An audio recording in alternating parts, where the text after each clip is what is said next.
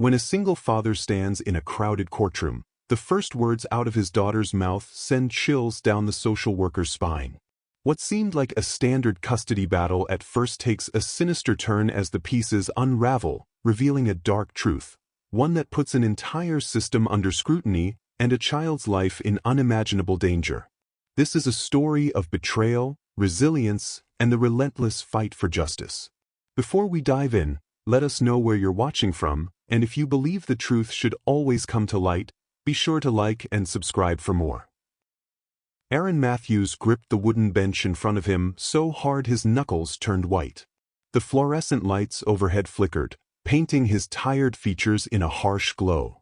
He could hear the murmur of curious spectators behind him, the shuffle of papers from the legal teams, and the muffled coughs that always seemed to break the tension in a courtroom. His heart hammered in his chest, every beat a reminder of how high the stakes had become. Every muscle in his body was coiled, ready to spring or collapse, depending on the verdict about to be handed down. The judge's seat, an elevated, imposing structure, loomed before him like a sentinel of fate. Aaron stared at the back of the leather chair, remembering all the times he had trusted the law to do right by him. He had once believed that if you were honest and worked hard, everything would work out. But that belief had begun to crack when he lost custody of his daughter 2 years prior, due to a false accusation that still haunted him like a persistent nightmare. He glanced to his left and met the eyes of the social worker, Jessica Collins. She gave him a brief, polite nod, an acknowledgement that she was there doing her job. He wasn't sure whether she believed in him or pitied him. He wanted so desperately to speak to her, to plead his side, but he'd learned his words often fell on deaf ears. The system had decided against him once before, and the memory of that betrayal still burned in his mind. A bailiff called for order, his deep voice echoing across the hushed space. The judge, a gray-haired man with a stern expression, was not the same man who'd presided over Aaron's case 2 years ago. That judge, ironically named Malcolm Foster, was nowhere in sight. Standing in place now was an interim judge who had recently arrived in town. It was an unfamiliar face, but Aaron harbored a small spark of hope that maybe this time, in front of someone new, the truth would finally prevail. Then the moment arrived. The door on the opposite side of the courtroom opened, and Sophie was led inside by a court-appointed guardian. She looked so small and fragile, nothing like the giggling girl Aaron remembered from their last day at the park. She had always been bright-eyed, with a cascade of brown hair that she'd loved to wear in pigtails. Now, her hair hung loose, brushing against her shoulders. There was a tenseness in her posture that belied her short 12 years. Aaron felt an ache in his chest. When she spotted him across the room, he half expected her face to light up with recognition. "That's my daughter," he thought, the same little girl who would dance around the kitchen singing off-key. But when her gaze landed on him, there was no rush of joy, no glimmer of the old connection they once shared. Instead, her eyes shifted away, as though seeing a stranger. His heart dropped. He saw her hesitate, clutching the small stuffed bunny she always kept close. He recognized it, Snowball, a ragged toy he'd won at a fair when Sophie was only 7. She held it protectively, and he tried to catch her eye, managing a small, encouraging smile. But Sophie's expression was unreadable. She looked down at her lap and fiddled with the bunny's worn ears. The interim judge greeted her gently, inviting her to speak. The entire courtroom seemed to hold its breath. Aaron leaned forward, bracing himself, praying Sophie would say something that would indicate she remembered him, that she still loved him. He had devoted these last 2 years to clearing his name, to scraping together enough resources for a lawyer to fight for custody again.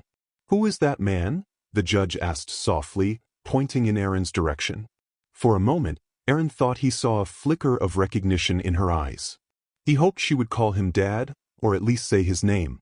But instead, her voice, so small it was nearly lost in the cavernous room, came trembling out.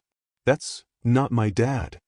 It was only 5 words, but they reverberated through the chambers like gunfire. A hush fell over the courtroom, even the air seemed to go still.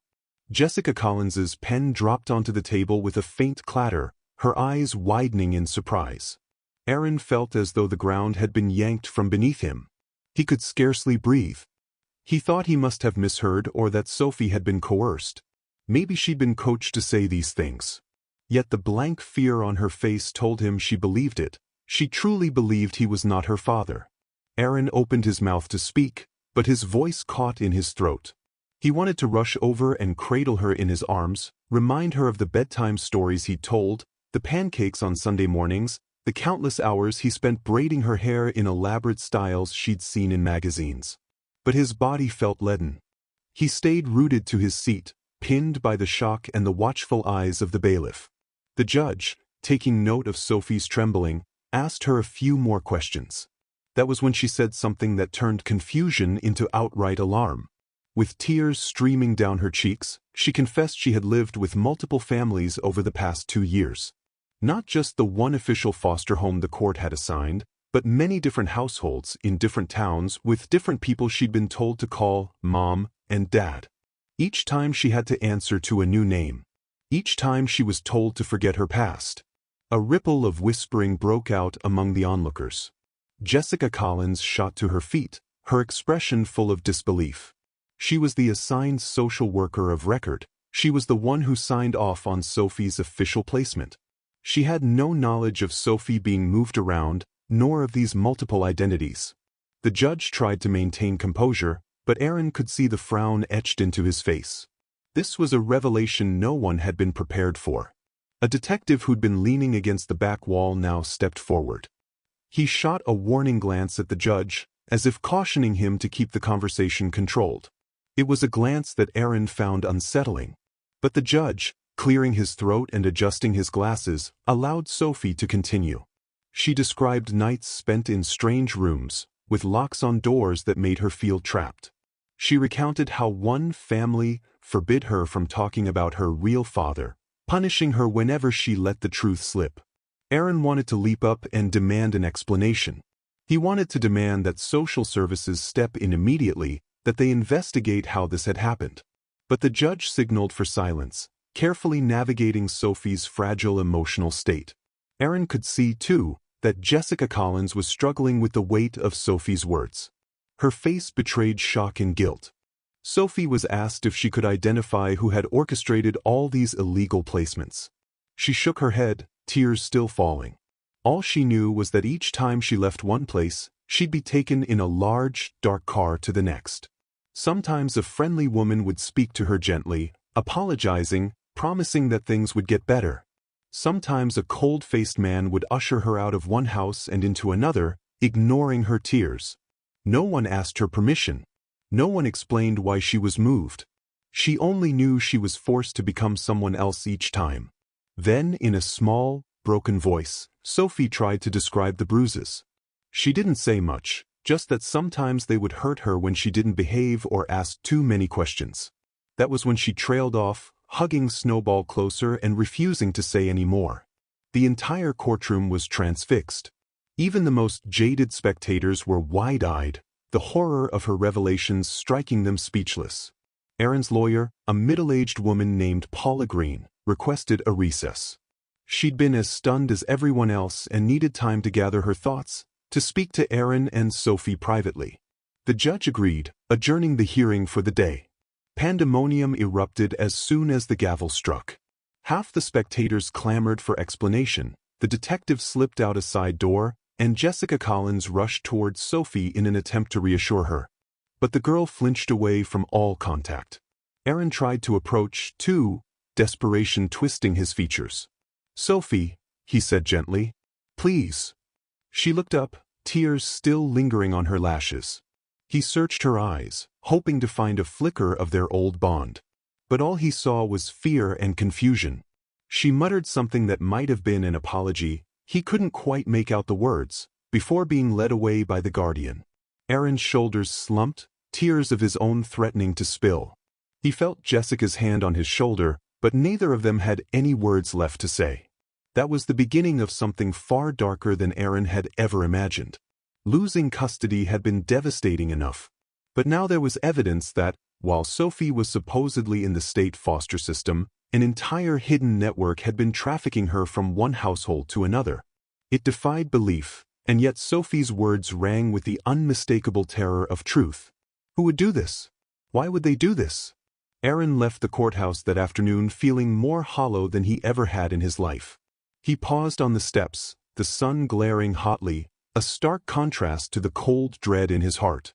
Reporters were already gathering outside, cameras snapping. They had heard bits and pieces of Sophie's testimony. The rumor mill was spinning at full force. Aaron shielded his eyes from the flashes and ducked away, ignoring the volley of questions hurled at him. He almost jumped when he realized Jessica Collins was walking beside him. In their last meeting, she'd seemed so distant, so convinced that the system was in the right and that Aaron was an over-emotional parent grasping at straws. Now, she wore an expression of deep concern and sorrow. It took a moment for her to meet his gaze. "Mr. Matthews," she said, her voice subdued, "I don't know what to say. I had no idea. I swear to you, on my license, that I had no idea Sophie was being moved around. She was supposed to be with Mark and Lisa Cooper in a stable home. She was assigned. The paperwork, everything showed she was there. Nothing indicated multiple foster homes." Aaron didn't respond immediately. His mind was churning. Could she be telling the truth? Could a social worker truly be so in the dark? Seeing her pained expression, he decided that maybe Jessica was being honest. She looked as though she'd been slapped with cold water, her carefully maintained confidence shaken. "The Coopers," Aaron said, recalling the name. "That was the official foster home, right? The address you gave me last year. I tried to see her, tried so many times, but my visitation request was denied." He scrubbed a hand over his face. "I need to talk to them.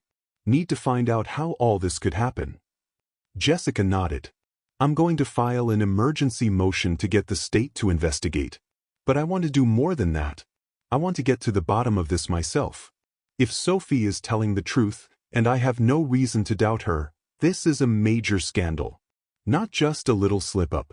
We're talking about systematic corruption or worse. It would ruin families and careers if it came out." "Let it ruin them," Aaron snapped, anger flaring in his voice. "They took my daughter. They shuffled her around like she was cargo. I'm not keeping quiet just so people can save face." Jessica swallowed hard, nodding. "I understand. I'll help you. Whatever it takes." He studied her for a moment, wanting desperately to believe her. He needed allies, someone who knew how the system worked. Maybe Jessica Collins could redeem herself by breaking open the conspiracy that had stolen Sophie's life. He couldn't do it alone. He had tried that route and failed, but he wasn't about to stand by while his child's entire sense of identity was ripped apart. They parted ways, but a new tension hung in the air. Jessica had always done her job by the book, trusting the official channels. Now it appeared the channels themselves had been compromised. Aaron could see the turmoil in her eyes. She was grappling with the possibility that her standard procedures might have played right into the hands of criminals. Aaron drove home in a haze, the city lights blurring around him as dusk settled. He rented a cramped apartment in a rundown neighborhood, a far cry from the cozy house he once shared with Sophie's mother, back when everything seemed possible. She had passed away from an illness when Sophie was only 8, leaving Aaron to navigate single parenthood. He had tried to do right by his daughter, working 2 jobs, always making sure she had warm meals and help with homework. Then came that horrible day 2 years ago when Child Protective Services took Sophie away due to a neighbor's false accusation of neglect. He remembered the helplessness, the humiliating interviews, the heartbreak of handing her over. Since then, life had been a relentless series of battles against a faceless bureaucracy, until now, when something far worse had surfaced. He couldn't stop hearing Sophie's trembling voice in his head, "That's not my dad." He knew it might take a miracle to restore the bond they once had. But he would do anything it took. He'd tear down walls, confront powerful forces, risk his own safety. He just needed a clue, a starting point to figure out how his daughter had been thrown into a clandestine system. He barely slept that night. Each time he closed his eyes, he saw Sophie's haunted expression and those bruises she'd hinted at. He kept replaying the details in his mind, searching for any angle he could exploit, any sliver of knowledge that might lead him to the perpetrators. If the official record said she was with the Coopers all along, then Mark and Lisa Cooper had to be his first stop. In the morning, he called Jessica. She picked up on the second ring, sounding frazzled, as though she hadn't slept much either. "I pulled the file from the office," she said. "Everything's in order, on paper at least." The Coopers filed the usual monthly updates with the agency, all glowing reports about how Sophie was adjusting. "It's nonsense. I doubt she's even spent half that time with them." "Is there an address?" Aaron asked, walking to his tiny kitchen. He poured coffee into a mug with a cracked handle and grimaced at its bitterness. "Yes, in a suburban neighborhood about 20 minutes from here. The place has a well-maintained exterior, real, picture-perfect family vibe. I'm heading there now. I need to confront them." "Want to meet me?" "I'm already getting my keys," Aaron replied. His pulse pounded with grim determination. "I'll see you there." He started his car and pulled out of the lot. The morning traffic inched along, and each minute felt like an eternity. He tried not to let his anger boil over. He had to keep a clear head if he was going to get real answers. Still, he couldn't help but imagine slamming the door open to demand they tell him the truth about Sophie. The fatherly instinct to protect his child warred with the knowledge that he had to operate carefully. These people might lead him deeper into the conspiracy. When he arrived, Jessica was already waiting on the sidewalk, flipping through a file. The house was exactly as she described, an attractive, two-story home with a tidy lawn, a swing set in the backyard, and bright flower boxes under the windows. If someone had asked him to guess which families might be secretly involved in something monstrous, he would never have picked this place. They approached the door and Jessica rang the bell. After a few seconds, it swung open to reveal Lisa Cooper, a woman in her early 40s with soft features and carefully styled hair. She looked startled to see them, though she tried to hide it behind a polite smile. "Ms. Collins," she said evenly, eyeing Aaron warily. "I wasn't expecting a visit today. Is something wrong?" Jessica cleared her throat. "Lisa, this is Aaron Matthews, Sophie's father. We have some questions. May we come in?" Lisa hesitated, glancing over her shoulder as though checking for something. Then she stepped aside, pasting a strained smile on her face. The living room was tastefully decorated, with pictures on the mantel showing Lisa, her husband Mark, and a group of smiling children. Foster kids they had cared for over the years, presumably. Mark Cooper appeared a moment later, a tall man with salt and pepper hair and a guarded expression. He nodded at Jessica and gave Aaron a curt nod, though there was no warmth in his eyes. Aaron wasn't in the mood for small talk. "Where's Sophie?" he asked bluntly. "We haven't seen her in days," Lisa stammered. "We were told she was." "That's not what you reported to the state," Jessica cut in sharply. "Your monthly updates claim she's been living here continuously. Care to explain?" Mark tensed. He exchanged a glance with his wife, then tried to laugh it off. "There must be a misunderstanding. Our paperwork is correct. She has been living here. She's just not here right now. She's at a friend's house." Aaron's temper flared. "A friend's house? Which friend? She's 12, and you're telling me you just sent her off without supervision? Where is she really?" Mark's jaw tightened. "I don't appreciate your tone," he said coldly. "We have fostered numerous children over the years, always following the guidelines. If Sophie is telling you otherwise, maybe she's confused or—" "She's not confused," Jessica interjected, her voice trembling with anger she was trying to contain. She spoke under oath. "She says she's been taken to multiple homes, that she's had different names forced on her. You're supposed to be her designated caregivers, but clearly something else has been going on. Now, I'm giving you a chance to level with me. Did you or did you not have Sophie placed here these past 2 years?" Lisa's eyes darted around anxiously. She looked almost ready to break down. She reached for Mark's hand, and he jerked away, directing an icy glare at her. Aaron, ever watchful, saw a flicker of fear cross her face. He wondered what exactly that fear entailed, fear of Mark, or of a bigger threat looming over them. Lisa inhaled shakily. She opened her mouth but no words emerged. Instead, she covered her face with one hand. Mark cut in, speaking over her. "We followed the directives from the placement agency. Sophie was here. Everything is legal. If you want to accuse us of wrongdoing, You'd better come back with a warrant. Jessica's face hardened. We're not done here. I'm going to file an official inquiry. If you're hiding something, it will come out. They left the house with more questions than answers. Jessica was furious, muttering under her breath about forging records, falsified monthly updates, and possible infiltration of the foster system. Aaron felt just as enraged, but there was also a sense of foreboding building in the pit of his stomach. Something about Mark's demeanor told him that these people were part of a much larger scheme. It also seemed like Lisa's conscience might be cracking under the weight of guilt. Jessica turned to Aaron as they stood beside their cars. I'm going to have to take this straight to my supervisor, but given the magnitude of these allegations, I might have to go over their head. I'm not sure who's trustworthy anymore. It's possible there's corruption at the highest levels. Aaron nodded. I'll do whatever it takes. If that means going public, so be it. I want my daughter safe. She studied him, her eyes filled with apology. I'm sorry about how we failed you before. I promise I'll do better this time. He said nothing, just mustered a tight smile. Actions would speak louder than words. He still felt the sting of Sophie's rejection, her voice claiming he wasn't her father. But he had to remind himself it wasn't her fault. Someone had manipulated her, possibly drugged her, or brainwashed her into forgetting her old life. That knowledge fueled his determination. They parted ways. In the following days, Aaron began making phone calls to local advocacy groups, nonprofits, and even an old contact at a small newspaper. He knew the system might try to bury the story, so he had to have other lines of defense.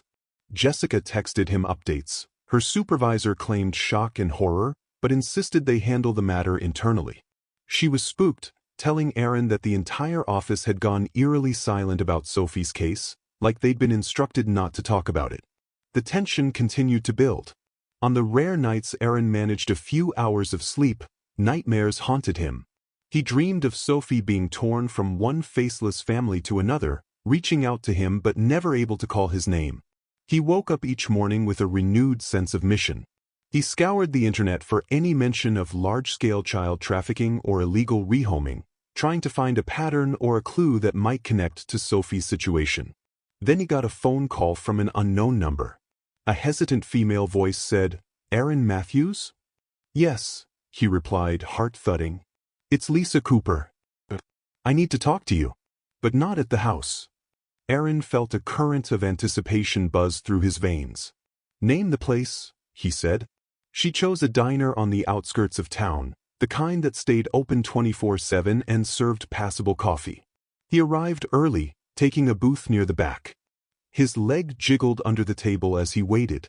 After 10 tense minutes, Lisa slipped in through the front door, wearing a hooded jacket and sunglasses, as though she feared being recognized. She spotted Aaron and hurried over, sliding into the booth opposite him with trembling hands. The waitress came by, and they both ordered coffee. Then, as soon as the woman stepped away, Lisa blurted, "I'm sorry, Mr. Matthews. I'm so sorry." Tears glistened in her eyes, and she clutched her purse as if it were a lifeline. "I didn't know it would get this bad. Not at first." Aaron's chest tightened. "Tell me everything." She took a shaky breath. "My husband and we signed up to be foster parents years ago. We were struggling financially, and we believed fostering would help us keep the house afloat while also doing something positive. You get monthly stipends." Then he was approached by some people who offered extra money for special placements. I don't know exactly how he got involved, but once we were in, there was no getting out. Aaron's jaw clenched, but he forced himself to remain calm. "Who are these people?" She looked over her shoulder, as though expecting to see someone listening in. "Judge Malcolm Foster. He's the one who rubber-stamped all the placements. He has connections to private agencies that handle these kids. But it's not just the judge. There's a network, transporters, fake families, even some staff inside social services. They take children who are in the system, and for a price, they move them around as commodities. Sometimes it's for families who want to adopt but can't pass background checks. Other times, it's worse." Her voice broke. "I don't know all the details. I only know Mark deals with them directly. He told me if we wanted to stay out of debt, if we wanted our own child to have the best life, we had to play along. A wave of nausea crashed through Aaron. How could you let this happen to Sophie? She's just a child. Lisa's lips quivered. Believe me, I wanted no part of it. But once Mark was hooked, he told me if I exposed him, I'd go down too. They threatened to harm our son. They have ways of making people disappear. She swallowed hard. That's why Sophie was never truly ours to foster, not in the normal sense. She came to us briefly and then they moved her. We falsified the records to say she was with us the whole time, so no one would look for her. We got paid for our silence. Aaron stared at her, struggling to keep his voice even. Where is Sophie now? Lisa shook her head. I don't know. She was moved again 3 weeks ago. But rumors reached me that things were getting tense. She started asking questions, telling someone at one of her fosters that she still had a real father out there. That's when they decided to bring her back for the hearing, to see if the courts would seal the deal permanently. Maybe they planned to strip your parental rights for good, so no one would suspect anything if she disappeared again. He felt the blood drain from his face. Disappeared, he repeated hollowly. You mean? She nodded, eyes brimming with tears. They do that sometimes. If a child becomes too troublesome or close to aging out of the system, they'll shuffle them off somewhere else. Overseas, maybe. Or to someone with fewer scruples. I don't know the details, just that once a child is out of the official system, they can't be traced easily. Aaron's stomach turned. He breathed deeply, forcing himself not to lose composure. What about the judge? Malcolm Foster? Lisa fiddled with a napkin. He lost a child years ago. Everyone in the city knows that. But it broke him. He started seeing children as a way to fill that void, or maybe to profit from it, I can't say. He runs the show from behind the bench, carefully controlling which children go where, which social workers handle the case, which fosters get assigned. People trust him because he's in a position of power. By the time anyone suspects wrongdoing, the children are gone. Aaron felt a white-hot fury. He's the same judge who presided over my custody hearing 2 years ago.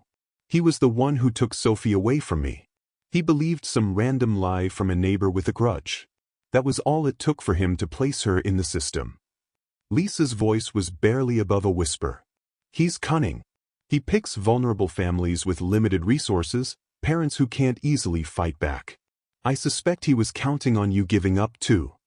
Aaron thought of how close he'd come to doing just that, in his darkest moments when it seemed hopeless. But something had always driven him forward, the echo of Sophie's laughter in his memories. We have to go to the authorities, he said. Lisa paled. I can't. They'll never believe me. Mark might hurt me or them. I don't know who to trust. There are cops on Judge Foster's payroll. There are other judges, lawyers, bailiffs. It's bigger than you think. Aaron leaned forward, meeting her gaze. If we don't expose them, they'll keep doing this. Sophie isn't the only one at risk. Tears streaked down Lisa's cheeks. I know, she whispered, voice trembling with shame.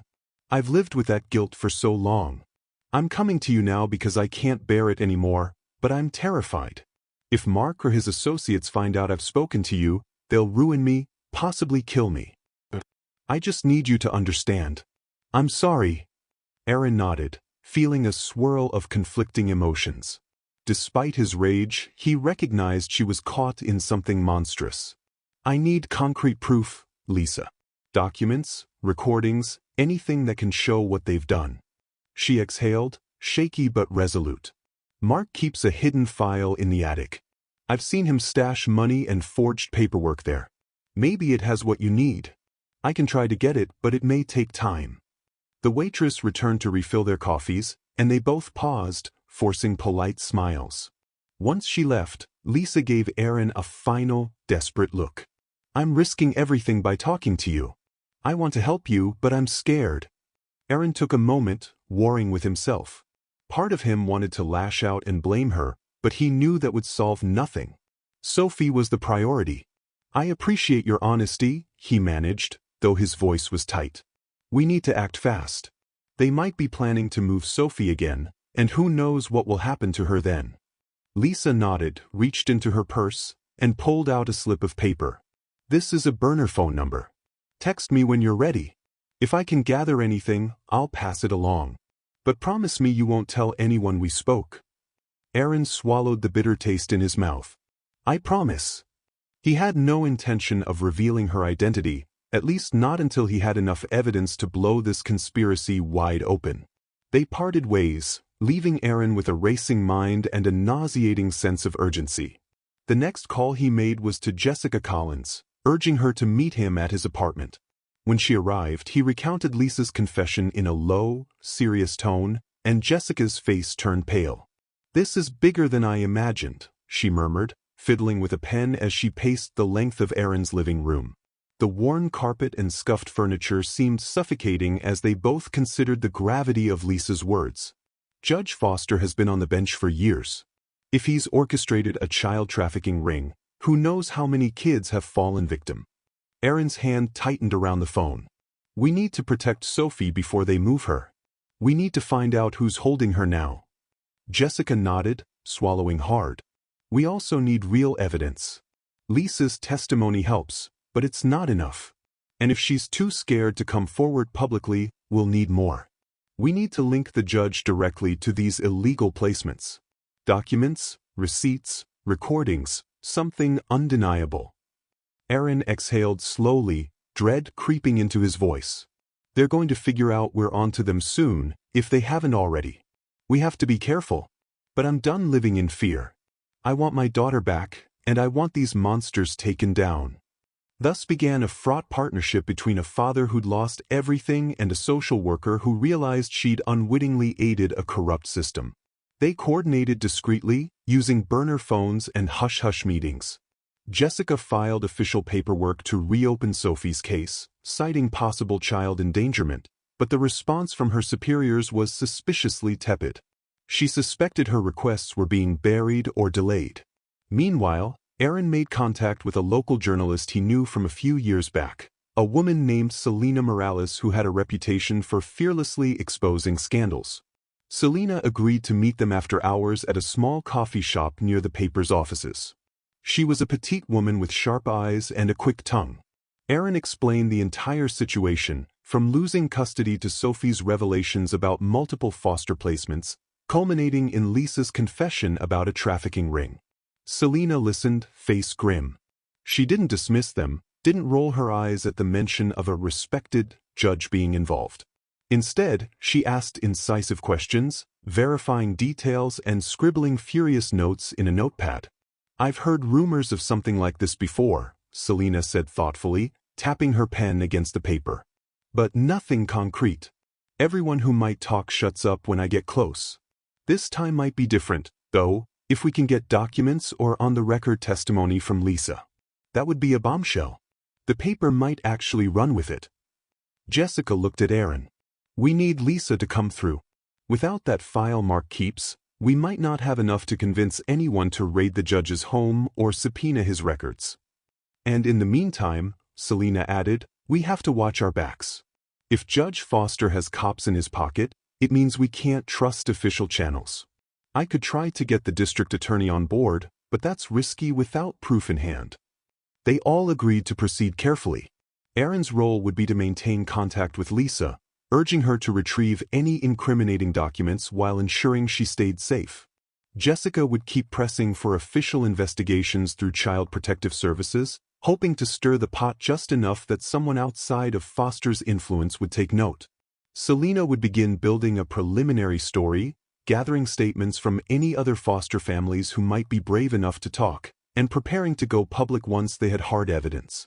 Days stretched into a tense week. Each time Aaron's phone buzzed, his heart skipped a beat, praying it was Lisa with good news or a location for Sophie. Instead, he got cryptic messages from her indicating that Mark was growing suspicious, that she needed more time. He got occasional updates from Jessica, who was hitting roadblocks at every turn. He discovered that any mention of Judge Foster's alleged wrongdoing made people clam up. Fear, it seemed, had spread roots deep into the community. Then, late one evening, Aaron was driving home from a shift at the shipping warehouse where he worked, feeling exhausted yet too keyed up to collapse. As he drove along a quiet stretch of road near a row of abandoned factories, headlights appeared in his rearview mirror. They were close, too close. He switched lanes, but the vehicle followed. His pulse spiked. He'd heard enough stories to suspect that he might be getting tailed. He considered trying to outrun them, but his sedan was old and battered. Instead, he turned sharply onto a side street. The trailing car mirrored his move. The road was dark, with flickering streetlights casting ominous shadows. Panicking, Aaron pulled off onto a narrow gravel lot, hoping to force the other driver to pass him, but they pulled up right behind, blocking his escape. The engine revved, and a tall figure emerged from the driver's side, striding toward him with purposeful aggression. Aaron's palms grew sweaty on the steering wheel. He debated flooring it in reverse, but the man was carrying something. A gun? He couldn't be sure, it was too dark. The figure reached his window and rapped on it. Aaron hesitated, but eventually cracked it open. The man leaned in. He had a scar down one side of his face, and his eyes glinted with menace. There was no badge, no uniform. "You're sticking your nose where it doesn't belong," the man said in a low, threatening tone. "You need to back off, Matthews." Aaron's breath caught in his throat. "Who are you?" he managed, though his voice trembled.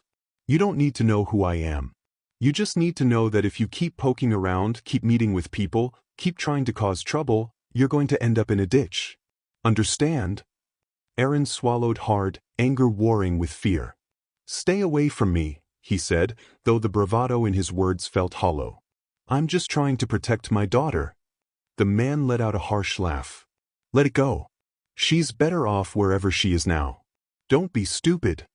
He tapped the window again, a threatening gesture. "Last warning, Matthews." He backed away slowly, returned to his vehicle, and sped off. Aaron sat there, heart hammering like a drum, feeling a cold sweat break out across his skin. They weren't bluffing. If the network had the resources to have him followed, they wouldn't hesitate to silence him by any means necessary. He inhaled shakily and reminded himself that Sophie's life was at stake. He wasn't about to let fear stop him now.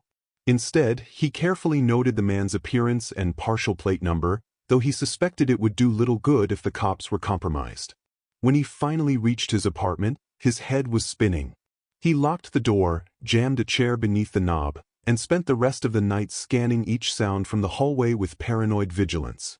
By dawn, he was more exhausted than ever, but also more resolute. They had crossed the line by threatening him, and he intended to strike back. He contacted Jessica and Selena, describing the incident. They both reacted with alarm. Jessica insisted he should at least file a police report, but Aaron refused. He knew better than to trust the local cops. Selena told him she could try to connect him with a trusted detective friend she had in a neighboring county, someone who might provide unofficial protection or advice. In the meantime, they pressed forward with the plan, albeit with heightened caution. A few days later, Lisa finally sent Aaron a text. "I have something. Meet me same place, Tuesday 8 p.m. His pulse quickened. If she had indeed retrieved Mark's hidden file, it could be the game changer they needed. He quickly contacted Jessica and Selena, who agreed to stand by in case of any developments. They wanted to be ready the moment they got their hands on evidence. That Tuesday, Aaron arrived at the diner early, just as he had before. Outside, the neon sign buzzed faintly, casting flickers of pink and green on the pavement. The place was nearly empty. He took the same booth in the back and ordered a coffee he barely touched, adrenaline roaring through his veins. Minutes ticked by, painfully slow, until the clock struck 8. Then 8:30. Lisa still hadn't shown. By 9, dread twisted in Aaron's gut. Something was wrong. He tried calling the burner number, but it went straight to voicemail. Frustrated, he paced outside the diner, scanning the quiet parking lot, hoping to see her car pulling in. When she still hadn't appeared by 9:30, he knew the worst might have happened. He left a hurried message on Jessica's line, then texted Selena, explaining that Lisa had gone silent. At midnight, after hours of fruitless waiting, he dragged himself home, anxiety chewing at him. Lisa had sounded determined when they last spoke. She wouldn't just vanish unless someone stopped her. That thought gnawed at him relentlessly. The following day, Jessica called with grave news. "I heard from someone at the office," she said, voice shaking. "Lisa Cooper was admitted to the hospital late last night. Some kind of car accident, they say. She's unconscious and in critical condition." Aaron's stomach lurched. A car accident? That's too convenient. It has to be them. Jessica's silence was telling. Then she whispered, "We need to see if we can visit her, find out where her husband is, or if there's any sign of that file." Aaron didn't wait. He drove straight to the hospital, wearing a baseball cap low on his forehead. He sneaked to the ICU with minimal fuss, but security was tight around Lisa's room. The nurse told him family only, and that the police had instructed them not to allow outside visitors. That confirmed his suspicion. They wanted to keep Lisa from talking. He saw Mark Cooper lurking at the end of the corridor, arms folded, face set in a grim line. Aaron decided not to push his luck. He left the hospital, cursing under his breath. Lisa's chance to blow the whistle might be gone. Another lifeline snapped. But he couldn't afford to spare. He pressed on with Jessica, scouring every lead they could find. They tried contacting families who had previously fostered children. Most refused to talk, though a few made vague hints about unusual arrangements mandated by the judge. Selena's deep-dive investigative approach led her to discover a pattern in the judge's rulings.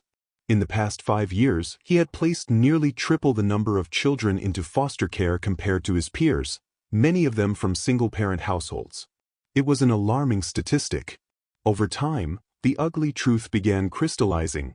Judge Foster manipulated the system to remove children from their parents, often under flimsy pretenses, then funneled them through cooperative fosters who profited from rehoming them to unsuspecting or complicit families for a hefty fee.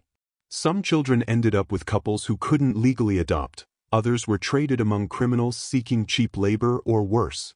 Sophie's plight wasn't an isolated tragedy. It was one thread in a massive web of corruption, greed, and heartbreak. Still, they had no smoking gun. Lisa Cooper might have provided it, but now she lay unconscious, and her husband was almost certainly covering his tracks. Aaron grew increasingly desperate. Every day that passed was another day Sophie could be shuffled again, lost to him forever. He spent many nights driving aimlessly around neighborhoods, looking for any sign of his daughter. He questioned kids around the local playgrounds, hoping one might have seen a girl resembling Sophie, hugging a stuffed bunny. It was a futile search, and he knew it, but he couldn't sit still. Then, in a cruel twist, official reports surfaced claiming Sophie had run away from her foster placement. No mention was made of multiple placements, just a standard missing child bulletin. Aaron knew that was a cover story, likely orchestrated by Foster to stifle inquiries. The bulletin conveniently labeled Sophie a troubled child who had absconded from care. That only heightened Aaron's resolve to expose them all. Meanwhile, threats against him escalated. He received anonymous letters slipped under his door with menacing warnings. Jessica found her desk at the agency ransacked one morning, her computer wiped. Someone was sending a message. They were pawns in a game controlled by powerful, ruthless people. But even cornered pawns can strike back. Pushed to the brink, Aaron, Jessica, and Selena convened in an abandoned warehouse that Selena's paper had once used for storage. They laid out everything they had, partial testimony from other fosters, suspicious patterns in Foster's rulings, internal memos Jessica had salvaged from her agency computer, logs of phone calls. It was damning in totality, but might not sway a court if they didn't have direct evidence tying Foster to the trafficking ring. They needed the big reveal, someone from the inside who could stand up and say, "I was there, and here's proof."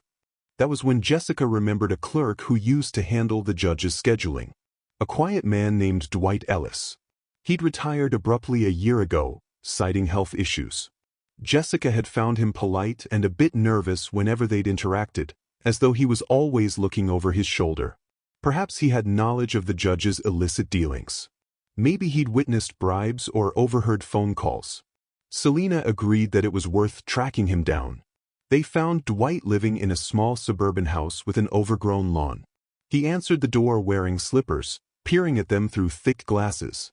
When they mentioned the judge, he looked like he might slam the door, but Aaron shoved his foot in the gap, pleading for a chance to speak. Something in Aaron's desperation must have resonated with him because Dwight sighed and ushered them in. His living room was cluttered with books, newspapers, and magazines. He offered them seats on a threadbare couch.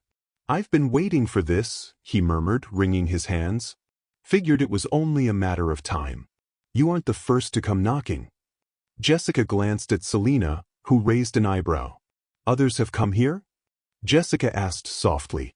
Dwight nodded, sinking into a worn armchair. "Years ago. Lawyers, reporters. Trying to dig up dirt on the judge. I never said a word. I was too scared." Aaron leaned forward. "I understand fear. But my daughter is trapped in that man's system. Please help us." Dwight took a shaky breath. "When I worked for Judge Foster, I saw things. He'd have me schedule closed-door sessions with select attorneys, sometimes in the evenings when the building was nearly empty. The next day, certain case files would go missing or turn up with strange notations. There were always extra steps to remove children from their families, especially if the families had no means to fight. He was methodical about it." Selena turned on her recorder, laying it gently on the coffee table. "Can you elaborate? Did you see any direct evidence of payoffs?" Dwight hesitated. "Money exchanged hands, but rarely in the open. It was more subtle: vacations, property deals, even hush-hush medical bills paid for certain staff. The judge operated a charity foundation in his daughter's memory, but the finances never added up. I suspect that's where the laundered funds went." "Do you have any documentation?" Jessica asked, her voice tense with hope. Dwight nodded slowly. "I kept copies of certain memos and receipts. Back then, I was too terrified to hand them over to authorities, so I just hid them. I didn't want to destroy them, but I also didn't want the judge to find out I had them." He motioned for them to follow him to a small home office piled with boxes. Rifling through one, he produced a battered folder stuffed with papers. "Here." They examined the documents, hearts pounding. Some memos were from the judge's desk, referencing specific children's cases, including notations like, "Move to next location, coordinate with the Cooper." A receipt showed a large wire transfer from the judge's charity to Mark Cooper. Another memo included scribbles about Sophie M., with the words, "Ensure father's parental rights terminated. Risk factor if father appeals." That note felt like a punch to Aaron's gut. "This is the proof," Selena breathed. "This is what we need." Dwight looked stricken. "If you use it, they'll know it came from me. That judge has powerful friends. I'm not safe." Aaron placed a hand on Dwight's shoulder. "We'll do everything we can to protect you. But we have to go public with this." Dwight swallowed hard. "I know. It's the right thing to do. Just promise me you won't mention my name until you have no other choice." They agreed, grateful for his courage. Selena took the documents, promising to begin drafting a bombshell exposé. She'd cross-check each piece of evidence to ensure the story was airtight. Jessica would continue pushing for an official investigation, armed with these revelations. Aaron clung to the possibility that, once this blew up, Sophie's captors might realize they couldn't hide her anymore. Within days, Selena's story was ready for publication. Her editor, normally cautious, was swayed by the sheer volume and clarity of evidence, plus Selena's reputation for thoroughness. But the story needed a final piece, a direct statement from the father whose daughter had been victimized. Aaron agreed to be interviewed on the record, risking the blowback. He refused to hide behind anonymity. He wanted people to see his face, to hear his voice quivering with rage and sorrow, and to know that Judge Foster had nearly destroyed his family. The night before the piece was set to go live, Selena received a threatening call from a disguised voice telling her to drop the story or suffer dire consequences. She recorded the call, unwavering in her resolve. The next morning, the front page of the local news site carried the headline, "Respected Judge Tied to Alleged Foster Care Trafficking Network, Whistleblowers Reveal Shocking Evidence." Within hours, the story spread across social media, picking up momentum. At the same time, Jessica leveraged the story's momentum to push her office into action. The phones rang off the hook with calls from the press, and department heads scrambled to distance themselves from Foster. The district attorney, realizing the political pressure, announced a formal investigation. People were outraged, demanding answers, demanding justice for Sophie and all the other children. The court of public opinion mobilized, and protests formed outside the courthouse. Judge Foster, however, did not go quietly. He released a statement claiming the allegations were baseless, accusing Aaron of smearing him out of bitterness over losing custody. But the documents Dwight provided poked enough holes in that defense. As scrutiny intensified, people who'd been bribed or coerced began to crack. A junior clerk came forward admitting she'd falsified records under duress.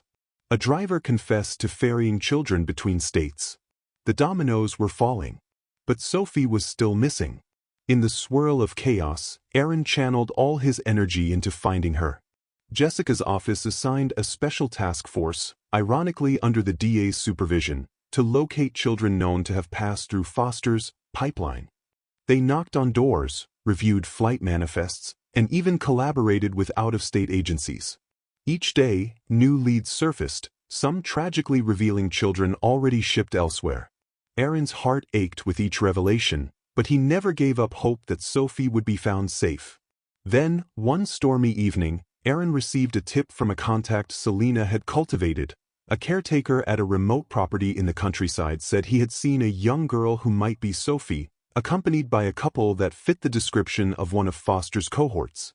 Without hesitating, Aaron called Jessica. She, in turn, used her newly emboldened connections with the investigative team.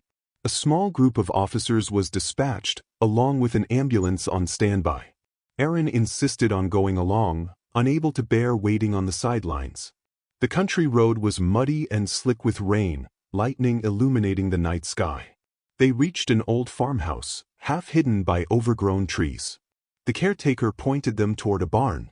Inside, they found locked stalls, makeshift sleeping quarters. Several children cowered in the shadows, terrified.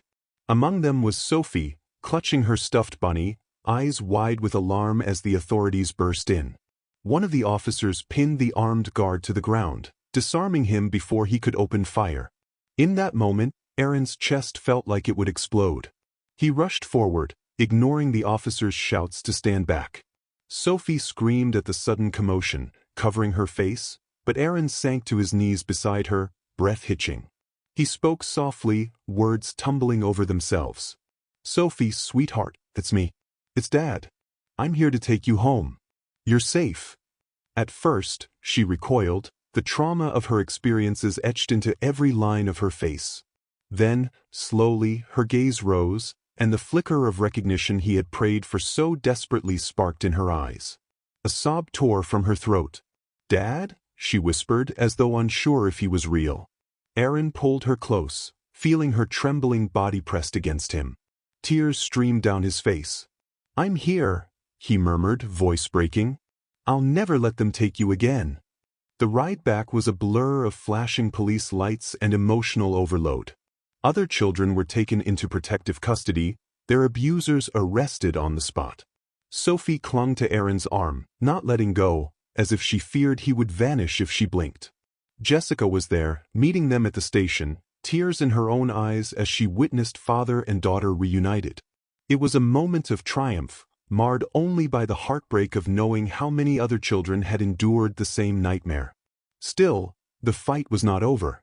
Judge Foster, upon hearing of the raid, attempted to call in favors and spin the situation. But the avalanche of evidence, combined with a public outcry and multiple arrests, made it impossible for him to continue the charade. He was taken into custody, though he managed to post a hefty bail. The authorities charged him with conspiracy, corruption, and child trafficking, among other felonies. The community watched in shock as one of the most venerable figures in their legal system fell from grace. A new legal battle loomed, the prosecution of Foster and his associates, as well as the restoration of parental rights to families unjustly torn apart. Aaron and Sophie found themselves in the spotlight, pressed for interviews and statements. Aaron did his best to shield Sophie from the media frenzy, aware that she was still reeling from the horrors she'd endured. She had been coerced to believe her father was a danger, then passed around to strangers. Those scars would not heal overnight.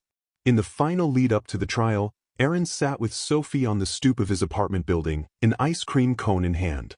She took small bites, gazed distant. He knew she was trying to process a lifetime of trauma compressed into 2 short years. His arm wrapped gently around her shoulders. She leaned into him. "I kept thinking about you," she whispered. "All those nights I was told you were a bad person, something in me didn't believe it. But I got so scared. I didn't know what was real anymore." Aaron's throat tightened. "I'm so sorry," he said, tears prickling. "I tried to get you back, but I had no idea how deep this went. If I could take all that pain away." She shook her head, pressing her face to his shoulder. We'll start again. Right?" He pressed a kiss to the top of her hair. "Right. We'll get through this together." Soon enough, the day of Foster's trial arrived. The courthouse was packed with reporters, protesters, concerned citizens, and families of missing children. Aaron arrived with Sophie by his side, accompanied by Paula Green, his lawyer, and Jessica Collins, who had been pivotal in gathering evidence. The tension was electric, as though the entire room was bracing for a battle. Foster entered, flanked by a high-priced legal team. His usually impeccable hair was disheveled, his face drawn. Yet there was a defiance in his eyes. He pleaded not guilty, claiming everything was fabricated. But the prosecution unveiled a mountain of damning evidence. Memos, financial records, whistleblower testimonies, and a string of witnesses, some of whom sobbed on the stand as they recounted the abuse they'd suffered under his system. Aaron testified about losing Sophie, about her being illegally shuffled between homes. Jessica described the suspicious changes in case files, her confrontation with Mark and Lisa Cooper, and the intimidation she faced. Dwight Ellis, trembling but resolute, produced the original documents showing Foster's direct involvement. Selena's investigative timeline hammered home the scope of the conspiracy. And then, at the prosecution's request, Sophie took the stand, her small figure seeming lost in the witness box. There was a hush. Her voice quavered as she recounted being moved to countless houses, each time with a new name. She spoke of the fear, the punishments, the heartbreak of being told her father didn't want her. Foster's defense team tried to discredit her, but each time they pressed too hard, it only made the jury recoil from their callousness. Sophie's words were raw and haunting, and the effect was devastating to the defense. No one could hear her trembling testimony and remain unmoved. Foster's attorneys attempted last-minute maneuvers, painting him as a misunderstood official who'd been set up. They insinuated that others had forged his signatures, that subordinates acted without his knowledge. But the chain of evidence was too strong, the whistleblowers too numerous. The jury deliberated for less than a day before finding him guilty on multiple counts, from conspiracy to corruption to child endangerment. When the foreman read the verdict aloud, "Guilty," a collective breath seemed to exhale through the courtroom. Aaron closed his eyes, tears slipping free. He felt Sophie's hand slip into his, and he squeezed back, a silent promise that they had finally won. Foster was sentenced to a lengthy prison term. Mark Cooper and several others in the network also faced charges, though Lisa, due to her cooperation and injuries, received a more lenient resolution. She eventually recovered from her coma, though Aaron would never forget her part in the scheme. It was complicated, overshadowed by the question of how far fear could drive people into moral bankruptcy. In the aftermath, the Department of Child Protective Services underwent a sweeping overhaul. Investigations uprooted old policies, and many officials linked to Foster were fired or indicted.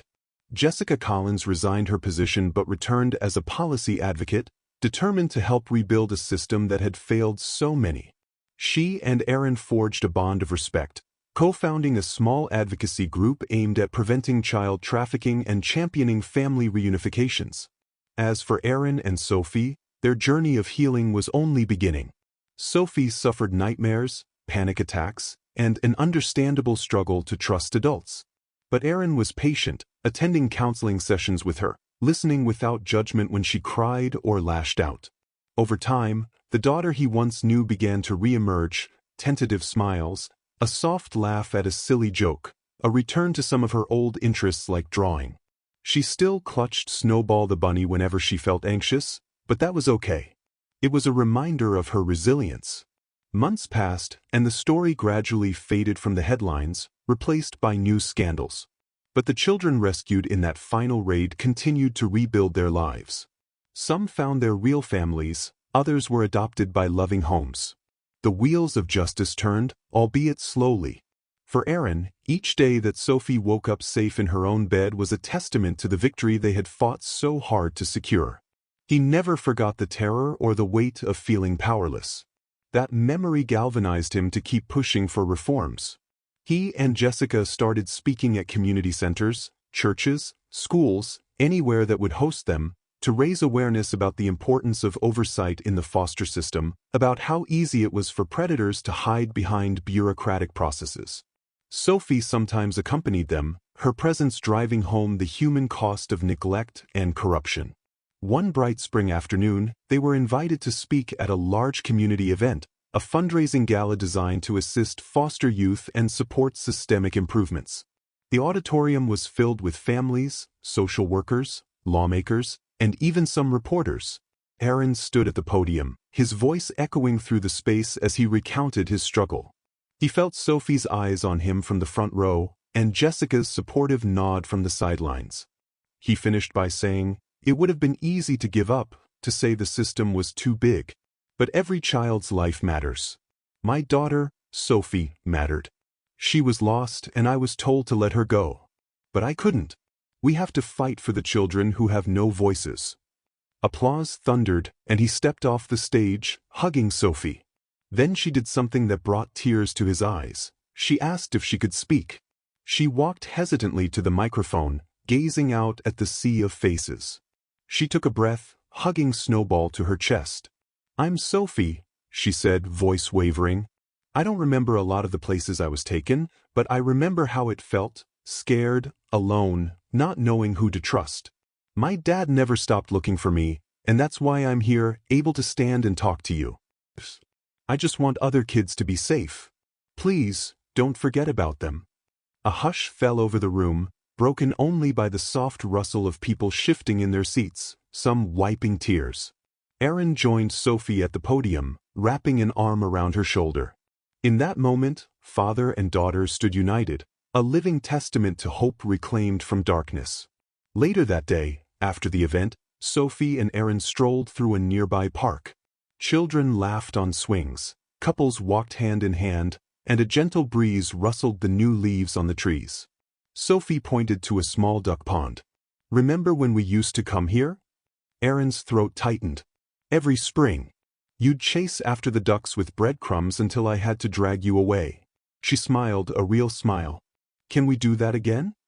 "Absolutely," he said, ruffling her hair. They sat by the water, tossing bits of bread to the ducks, basking in a peace they had nearly lost forever. It wasn't perfect. Sophie still had dark memories, and Aaron still grappled with guilt for not protecting her sooner. But they had each other. They had a future.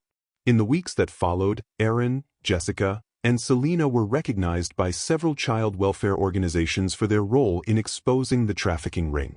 They accepted the accolades humbly, knowing the real work was just beginning. They proposed policy changes, demanded checks and balances, and championed new laws designed to protect vulnerable children. Sometimes the red tape and resistance seemed overwhelming, but they persisted, buoyed by the knowledge of what had been accomplished. At home, Sophie and Aaron gradually settled into a routine. She started middle school again, albeit with special counseling support. There were tough days, flashbacks, moments of insecurity. But the bond between them grew stronger day by day. Aaron would sit by her bed at night, reading quietly until she drifted off. Sometimes he'd catch her looking at him in disbelief, as though checking to see if he was real.